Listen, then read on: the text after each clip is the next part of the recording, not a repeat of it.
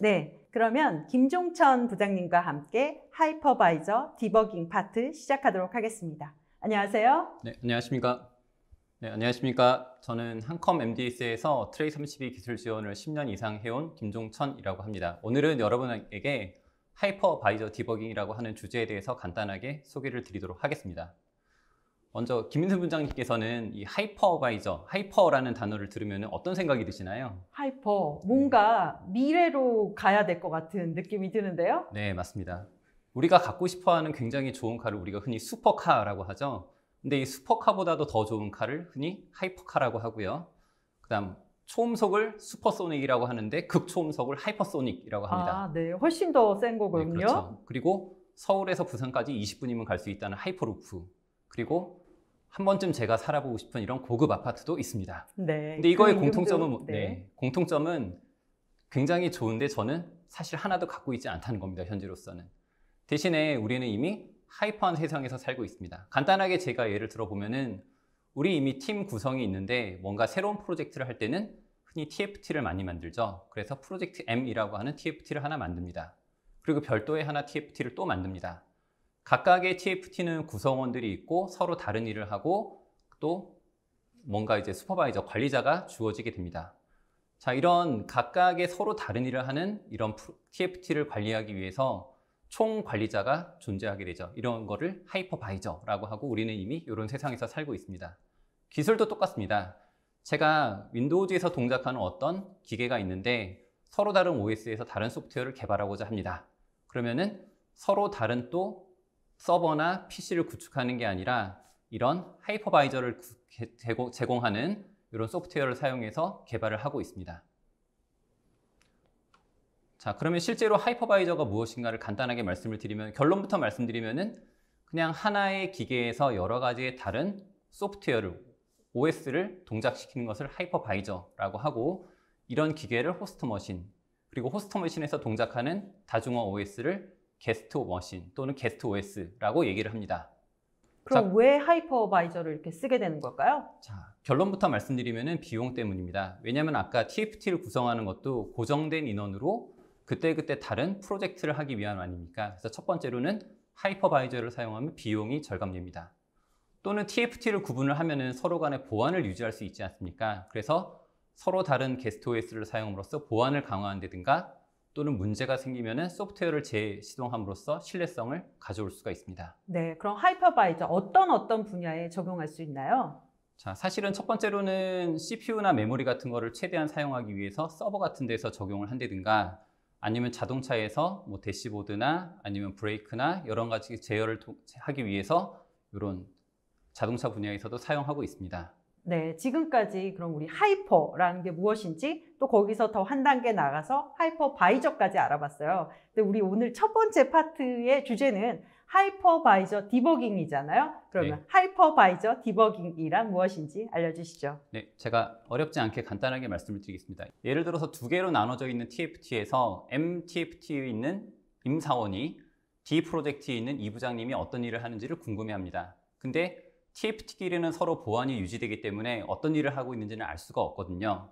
하지만 디버깅을 하는 입장에서는 이런 게 가능해야 됩니다. 왜냐하면 현재 수행하고 있는 프로세스가 있더라도 옆에 있는 게스트 OS가 어떻게 동작하고 있는지를 디버거, 개발자는 알고 싶어 하거든요. 이것을 트레이 32가 지원하고 있습니다. 자, 그러면 이런 정보를 알기 위해서는 어떤 것들이 필요하느냐? 첫 번째로는 프로세스가 어떤 게 동작 중인지, 운영체제에 대한 정보, 그 다음 뭔가 메모리 변환에 대한 정보, 이런 것들이 필요하게 되는데요.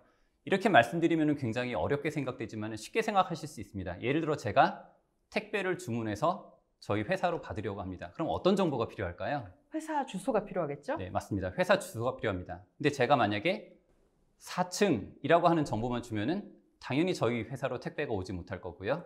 또는 경기도 4층 이렇게도 오지 못합니다. 세부 정보에 대한 주소를 줘야 되는데 이것을 트레이 32에서는 존, 머신 아이디, 스페이스 아이디, 어드레스 이런 것들로 구분을 해서 부르고 있습니다. 뒤에 숨겨져 있는 정보는 기술은 굉장히 복잡할지라도 사용하시는 여러분들께서는 그냥 간단하게 사용하실 수가 있습니다. 자, 그럼 요거에 대해서 조금 풀어서 설명을 드리도록 하겠습니다. 먼저 존이라고 하는 거는 쉽게 말씀드리면은 CPU가 어떻게 동작하고 있느냐에 대한 겁니다. 예를 들어서 C큐어에서 동작하고 있느냐, non-C큐어에서 동작을 하고 있느냐에 대한 하드웨어 동작에 대한 정보죠. 자, 예를 들어서 제가 경기도다라고 한다면 그 다음에는 성남시 분당구라고 하는 정보를 줘야 되지 않습니까? 마찬가지로 현재 동작하는 프로세스가 1번 OS에서 동작하는지 2번 OS에서 동작하는지, 그리고 이 OS들은 가상 어드레스가 어떤 물리 어드레스랑 매핑되는지 이런 정보들을 설정을 해주게 되면은 나머지는 트레이32가 다 알아서 메모리 변환에 대한 처리를 해주는 거죠. 마찬가지로 상세 정보가 주어지듯이 리눅스 어플리케이션은 여러 가지 다른 프로세스가 다 동일한 가상 어드레스에서 동작하게 되거든요. 그럼 이런 상세 어드레스까지 완성시킴으로써 우리는 자유자재로 하이퍼바이저에 대한 디버깅을 할 수가 있습니다. 자, 하이퍼바이저는 사실 여러 가지 이제 서로 다른 플랫폼이 제공되고 있는데요. 대표적인 4가지 플랫폼에 대해서 트레이32는 문제없이 다 지원을 하고 있습니다. 그러면 과연 하이퍼바이저 디버깅을 지원한다라고 하는 게 어떤 의미인지 간단하게 말씀을 드리겠습니다. 가장 기본적으로는 개발하시는 분께서는 소스 코드를 보면서 내가 개발하고자 하는 어떤 소프트웨어를 디버깅하고자 하십니다. 그래서 트레이32는 그 소프트웨어가 동작하는 방식에 맞게 각종 OS 정보, 동작하는 프로세스, 소스 코드, 메모리 정보들을 다 보여드릴 수가 있고요. 만약에 내가 동작하는 게스트 OS가 있다면 이 게스트 OS가 어떻게 중간에 메모리 변환을 거쳐서 하드웨어까지 접근하는지, 그리고 각각의 게스트 OS들이 어떻게 동작을 하고 있는지, 얼마나 메모리를 사용하고 있는지 이런 정보들을 다 각각 OS에 맞게 보여드리고 있습니다. 그리고 추가적으로 내가 CPU 레지스터 같은 하드웨어 정보나 소프트웨어 함수 호출 관계, 그다음 가장 기본적인 브레이크 포인트, 내가 특정 코드에 멈춰서 디버깅하고자 하는 이런 것들도 다 문제없이 지원하고 있습니다. 추가적으로 CPU에 따라서 레코딩을 지원하는 칩셋이 있습니다. 그런 경우에는 시간에 따라서 어떻게 코드가 수행되었는지, 또는 어디에서 시간을 많이 소요하고 있는지, 주기적으로 내가 원하는 대로 코드가 동작하는지 같은 것들도 다 문제없이 모니터링하고 디버깅 하실 수가 있으십니다. 네, 그러면 하이퍼바이저 디버깅 파트 최종 정리해 주시죠. 네, 그럼 마지막에 결론을 말씀드리겠습니다. 첫 번째로 하이퍼바이저는 점차 늘어날 수밖에 없습니다. 왜냐하면 하이퍼바이저라는 개념은 예전부터 있었는데 하드웨어 성능이 받쳐주지 못하다 보니까 사용하지 못했을 뿐이거든요. 근데 여러분들 잘 아시는 것처럼 하드웨어 성능은 날로 좋아지고 있습니다. 그래서 점차 자원이라든가 보안 강화 또는 신뢰성 향상의 목적으로 하이퍼바이저는 많이 사용될 수밖에 없습니다. 다음으로는 하이퍼바이저 디버깅을 위해서는 호스트나 게스트 OS에 대한 정보라든가 메모리 변환에 대한 것, 또는 하드웨어 정보에 대한 정보들이 필요하게 되는데 그런 것들은 트레이32가 얼마든지 정확한 정보를 여러분들한테 제공하고 있습니다. 세 번째로는 트레이32는 젠, 제이라우스, QNX와 같은 다양한 하이퍼바이저 플랫폼을 지원하고 있습니다. 그래서 여러분들께서 걱정 말고 사용하셔도 될 것 같고요.